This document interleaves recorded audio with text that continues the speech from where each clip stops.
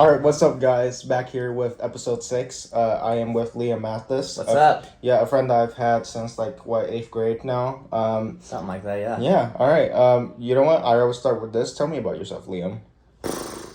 Big question. Well, I mean, as you know, y'all might not. I'm Liam. I'm 18. I moved around a couple times. My dad's military. I grew up in Mississippi, then moved to Germany a little bit. I was there for a couple years, and then I've been in Oklahoma for about 5 years now. Oh wow. I'm moving in about a month and a half, a little less than that, to Mississippi to go to college and study accounting. So. Oh really? Yeah. What got you into it? I don't know. I was just trying to think about what exactly I want to do in the future. I like money. I like numbers. I like math in general. And so it seemed like a pretty good thing to look into. One thing that I like to do with my guests is that I try to find people that would specifically match some sort of career or description. So that this podcast would mostly pander to younger audiences that are looking for role models. Mm-hmm. What exactly is something that you can have that people would look up to if they're wanting to be what you are?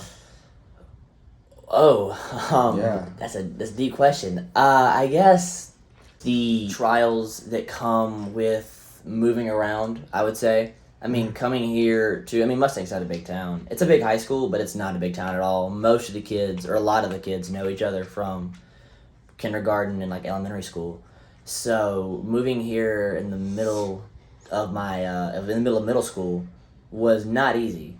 Not like having those pre-built connections people have. And I'm not the most social person. I am, I guess, in the sense of I've got friends and like I'm cool around y'all. But I'm not very good at that first kind of impression or first interaction. Mm-hmm. It's very hard. Like, I've got bad social anxiety when it comes to putting myself out there.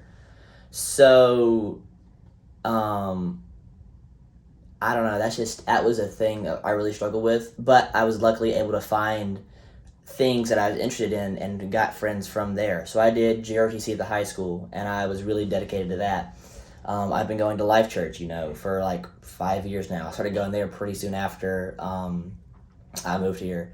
And I've been able to find like friends and groups and interests from that. Mm-hmm. And so, I guess if that is anything that you do struggle with, try and find those like people that you share interests in, whether it's movies or certain clubs at school or religion or whatever it is. Mm-hmm. That was really what helped me out. Bro, Liam, I've known you for years, man. It's like, so you're moving away in August, right? Yeah. August 13th, the day I'm moving into my dorm. Okay. It's a big step from anything you've done before. Have you ever lived alone? No, not for like more than like a week with my parents out of town or something. No. Oh, okay. So how do you feel? I'm excited. I'm very excited. I'm looking forward to the freedom that comes with that. But I'm also terrified because it's not like I'm going to like OSU where I'm like an hour and a half away from my parents. I'm going 9.5 hours by drive away. Oh wow! And so that's terrifying. Now, Mississippi State, which is where I'm going, is like 15, 20 minutes from where I grew up in Mississippi. Mm-hmm. So we've got plenty of family and friends down in that area. Like my grandfather lives down there, my uncle lives down there, a lot of friends of like family friends from when I was younger live down there. So I'm not going to be like alone, but I'm still going to be 9.5 hours away from my parents, which is all I've known, like living wise, Oh, wow. So it's definitely terrifying. They can't just pop in and see me. I can't just pop in and see them, which, like I said, it's got its pros and cons. That freedom aspect is going to be awesome. But it's definitely kind of nerve-wracking because what you're not trying to do, like the freedom stuff, I don't know, you get lonely, I would imagine. Yeah, I don't know how you could just do that, like just fully move away because I'm like so close to home, everything that I do. Like I know everything in Mustang, right? But I can't imagine like sort of closing off that type of chapter and saying goodbye. So what is it for you that truly helps you kind of get there to say like it's gonna be okay? Well, just I don't know. In terms of I guess college, or that future, my dad and I have been at each other's throats for as long as I can remember about my future. He's been pushing college on me and like preparation for like once I'm out of the house since I was in middle school, and we've like the amount of arguments and like yelling matches that we've had between each other is countless. I couldn't tell you the number of times it's happened because I would want to go at my own pace and I want to do this or that. He was like, no, you need to do this instead. I need this done by this date. And I got to know all this stuff because it's going to come up a lot sooner than you think. And I was just like, oh, whatever, Dad. I'll figure it all out. And I always kind of resented him for it. But I guess now that it's come to this point, I understand more where he came from. I mean, obviously, still, I wish that, like, maybe the way he went about it or the way that this whole thing transpired would have been a little differently, would have gone a little differently. But, I mean, talking to people, a lot of the kids that I know that I graduated high school with don't know what they're doing with their lives after high school. Or, I mean, they know that they got accepted into the first college they applied for, and it's close to home, so they're going to go there. But they don't know anything about scholarships or what they want to do after they get out or anything like that. And I have a much better idea of that, I guess, than what seems like the traditional like high school student. I mean, I might be wrong. I might have just been talking to the wrong people. But I feel like I am better prepared than most people my age. So that's been, honestly, like a blessing in disguise for me. Oh, wow. Was having that pressure put on me by my dad. Yeah. Obviously, it sucked in the moment, but I guess hindsight being 2020, it definitely did help me. Do you have a clear sort of plan of how you see things? I mean, not exactly. I mean, in college, I've got my academic scholarships for my freshman year. I've got the ROTC stuff kicking in after that. The plan is currently for me to major in accounting. After that, because of the Army ROTC scholarship, I would owe, I think it's 4 years active duty and then 4 years as a reservist, which basically means nothing. It's just in case, like, we go to war or something and they need soldiers, which is not likely to happen. I could get called up, but so basically just 4 years in the military, and then I could be out if I wanted. So then I'm gonna see how that 4 years goes, and then if I want to contract further and like make a career out of the military, I could do that. Or if I want to get out and go get a job at a company, cause I don't necessarily want to be an accountant, but one reason I chose an accounting degree is that it's with a lot of research that I've done, it seems to be good at, like, it seems to be a good financial degree in general. It's got the like certain skills that all these companies want in these different positions that they're hiring, but it's not so generic. It's like a philosophy degree where it doesn't get you anywhere, you know. So it seems like a good balance between like specifics, but not too centered on like you have to be an accountant. Yeah. So I would like some sort of job in the financial realm, I guess. Oh, wow. And so I'm just going to see, I guess, how my time in the military goes. If I just fall in love with it and want to make a career, cool. If I don't, also cool. I don't know, I'd like to be, like, have some sort of, like, set career path going, whether that is making a career out of the military or working way up the corporate ladder in some sort of company.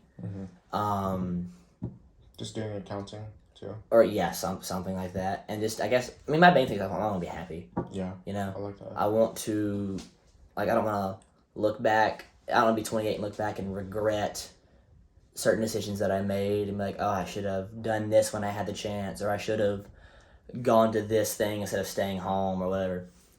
That's one thing I've gotten a lot out of this past year. I used to be like the type to stay at home and play video games all day and not really go out. But over my like senior year, I went out a lot more, hung out with friends a lot more often, and got into trouble some. Oh, yeah. And because I used to be, like, afraid of my parents, like, the consequences that come with making mistakes and, like, my parents getting on to me. But, I don't know, something changed, and I went out and had fun and lived my life. And, I mean, I enjoyed it. I'm not that guy anymore. I used to worry about that I would be the kid that sat in his dorm room and played Xbox all day in college instead of going to this event or that. But I don't worry about that anymore.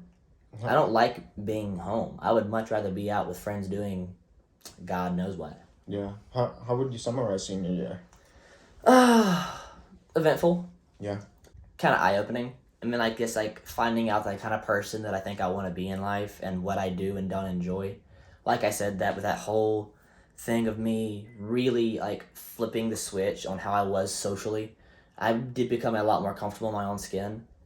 I used to have like really bad anxiety in the terms of like if I walked down the halls and someone looked at me, like just a simple glance, I would be thinking, oh crap, why are they looking at me? What am I doing wrong?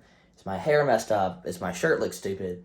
Something like that. Even though I know that's not what's going through their mind. Like I would be standing if the roles reversed and I'm standing in the hallway and I just glance at somebody, I'm not thinking anything about them. I'm just looking around.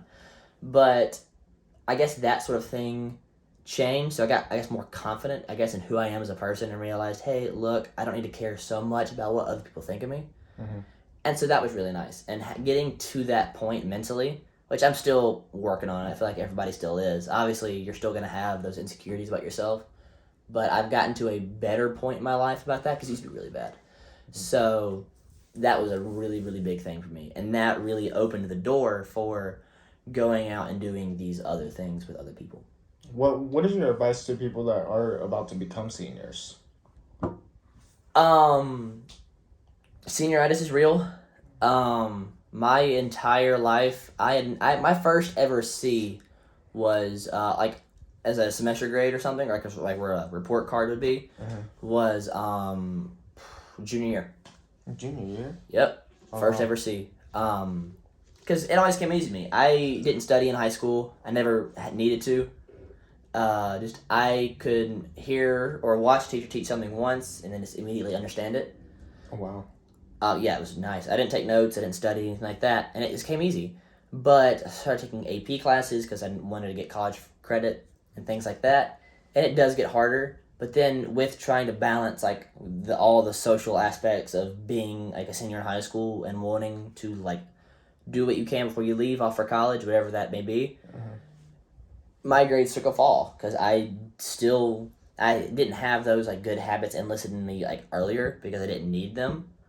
And so it started hurting. So that was a lot different. That's where the first C came in. And then senior year, I guess, just had that same sort of mentality. It's like, oh, it doesn't matter. I'm gone anyway soon. So senioritis is real. Yeah. Really is. So for those that are stepping into high school overall, they're going to be class of 2026 or something? Yeah, I think. Something like that. What would be your main advice now that you graduated and you fully like seen everything come to a close off? Don't be afraid to put yourself out there. I mean, Mustang has a bajillion clubs. And they keep on adding more. I think they've got like a esports club they started off this past year. It's got like Rocket League and Smash Brothers and stuff. So they've got something for everybody, it seems. And so I would just say find your outlet, find what you're passionate about and what you enjoy to do. For me, that was more than anything else JROTC, and I loved it. It's paying for my college now, and some of my best friends I've met through that. So just figure out what makes you happy, what you're interested in, and go do it. Yeah. And find other people that like doing it as well. Like have that community in your life. I'm gonna leave it up to you to either say anything or talk about anything you want to talk about, or give any sort of advice to people that are about to become high schoolers or are going through something tough at the moment. Okay. Well, first off, thank you very much for having me on here. Thank you. I remember ever since like you told me that you were doing a podcast, like, oh, I got to do that, and then I saw you were having AJ. I was like, oh, great, now I got to do it. I can't let AJ I can't let AJ have that over me. You've been a really good guest. Thank you, I appreciate it. Yeah, of course. Like I said like I've already said, find what makes you happy and do that. Do it with other people. Find those friends you can depend on and like live your life with them. But also, don't be afraid to make mistakes. Fall in love. If you're heartbroken. Do something stupid and hurt yourself. Get yelled at by your parents. That's just part of the ride that life is, you know? I mean, nobody's perfect, and it's okay to make mistakes. But as long as you learn from those mistakes and help that, like, grow you as a person, then you're fine. Because, I mean, obviously, nobody's perfect. No one wakes up and immediately knows exactly what they're going to do and how they're going to be. And I mean, your parents didn't, your grandparents didn't, your great grandparents didn't, nobody did. So life is just really a lot of trial and error and finding out what works for you and what doesn't. So I guess that would be my biggest thing is don't be afraid to fail and don't be afraid to like to have those issues as long as you grow from them. Wow. Yeah. That's really good advice. That's definitely gonna get clipped. Thank you so much for being on here. Yeah, absolutely. Thanks for having me, Philip. Oh, of course. All right, Liam Mathis, everyone. Episode 6. We are about to end it. Please come back next time, like and subscribe, and watch the next video. Bye. Peace. Bye.